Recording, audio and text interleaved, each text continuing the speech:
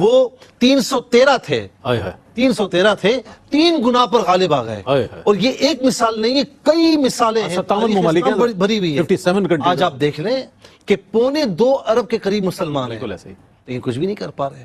تو یہ ہمارا المیہ ہے. قرآن نے اس پر فرمایا یا ایھا الذین آمنوا اذا لقیتم فئۃ، جب تمہاری ملاقات یعنی تمہارا آمنا سامنا کسی لشکر سے ہو جائے نا تو فرمائے اے ایمان والو فثبتوا، ثابت قدم رہنا، پیچھے نہیں موڑنا.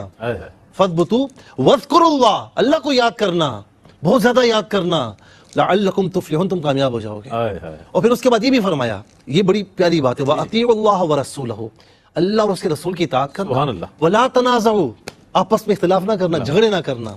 فَتَفْشَلُوا، اگر ایسا کرو گے تو بزدل ہو جاؤ گے.